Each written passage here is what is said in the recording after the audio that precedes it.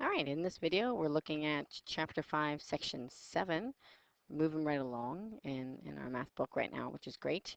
And you start with the St. James heading, of course. Underneath that, you write Chapter 5, Section 7, also underlined. And then underneath that, you write the percent equation. Okay, so before we used the proportion, is over of equals percent over 100. Okay, that was a proportion. This is proportion, setting it up as a proportion. Now the book wants to just make you aware of there is another way to find the is or the of or the percent. Okay, it's called the percent equation. The only thing you need to know that's really important is the fact that in this equation, you must write the percent as a decimal. It has to be as a decimal. In the proportion above here, you could just write the percent as is. If it said 65%, you wrote it in as 65.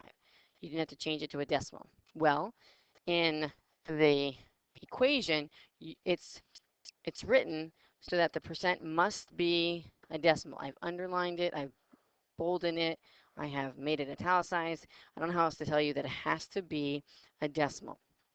So here is the equation. The equation comes from, actually, the proportion setup. You have part over whole equals the percent, okay, which we did is over of equals the percent, okay, not divided by 100. That's why it's a decimal, okay, all right, as a decimal. Remember, percent has to be decimal. Okay, well, if you take this then, what you can do is you multiply. Remember how we solve for equations? You'd multiply by the whole or whatever to cancel it out. Well, you'll multiply the percent by the whole.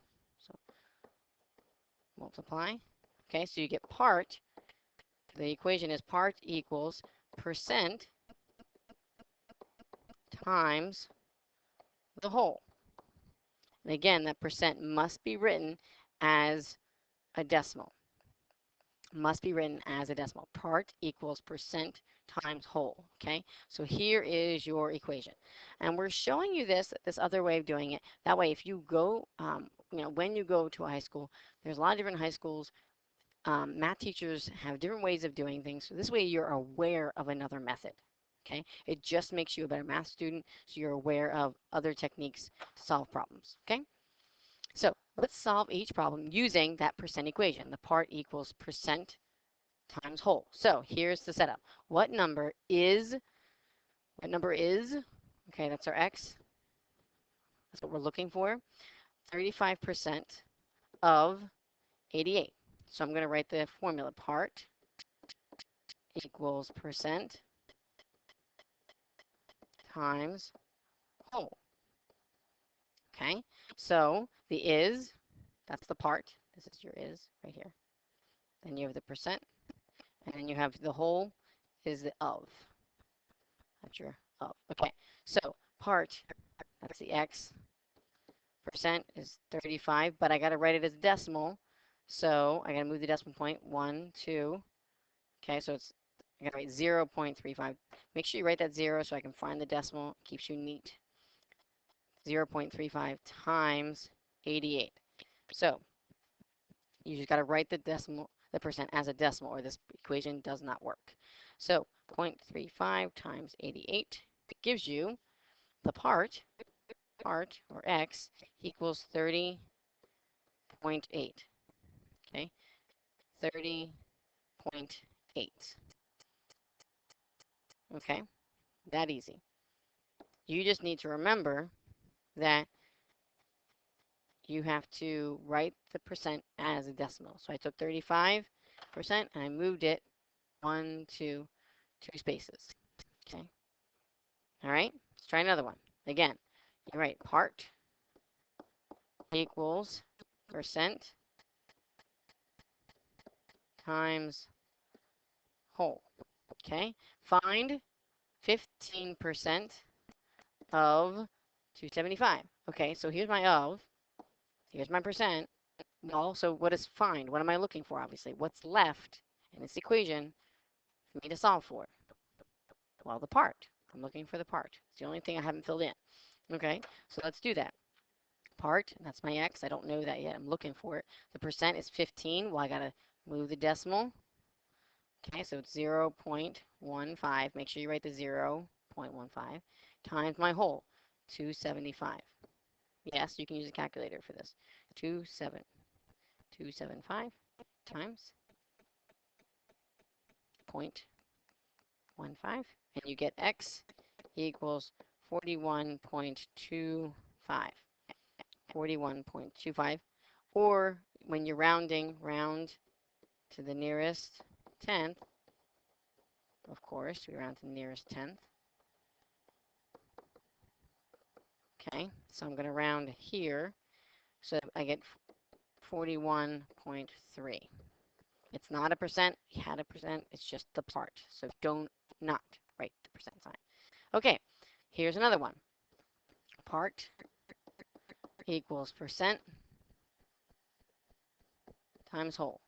Yes, you write the formula or the equation every single time.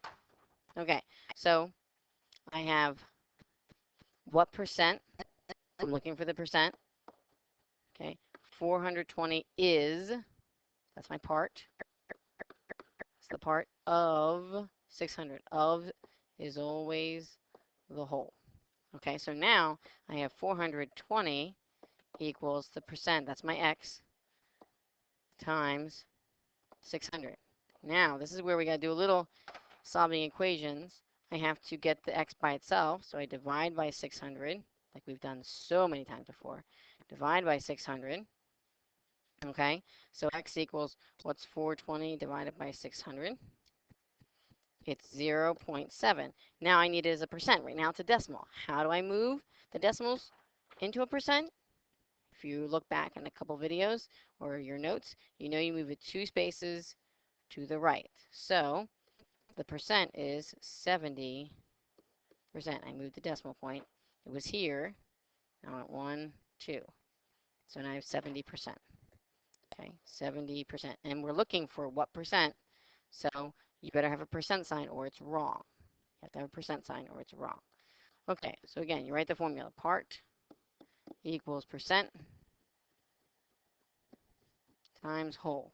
Every time I want to see this formula or it does not count as being done or showing your work, make sure you write the formula. So what percent? So that's, I'm looking for the percent. 62 is, so that's my part, of 186. So this is the whole. Okay, part 62 equals percent, my x, times 186. Again, here's where we need to do some math. We divide by 186. Divide by 186. Yes, you will get a decimal. That's a good thing. So x equals, what is 62 times 1? Oops, not times. It's 62 divided by 186.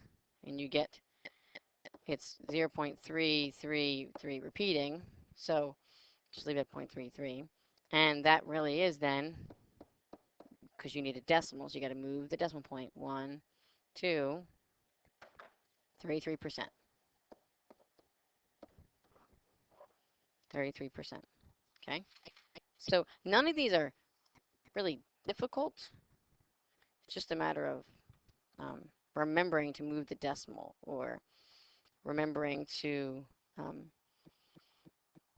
you know, solve for the part or whatever. But it's going to be that decimal that's going to get everybody in their percent. So just be careful and watch what you're doing. So here we have part equals percent times whole. Okay. Write the equation every time. So now I have of what number? So I'm looking for the whole here. 75% is easy to spot. It's labeled by a percent sign. And then 210 is your is or the part. Okay, so I have 210 equals 75. Up, I got to put it as a decimal. So I got to move the decimal. 1, 2. So it's 0.75. times, my x times the whole. I don't know what the whole is, so that's my x. That's what I'm looking for. Okay, we divide by 0.75. Divide by 0.75. So 210 divided by 0.75. It gives us x, the whole, is 1.33.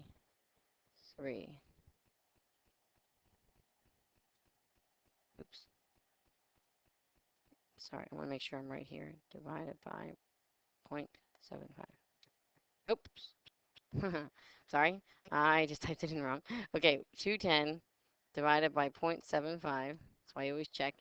And x gives you 280. There we go. That makes much more sense. So your whole is 280.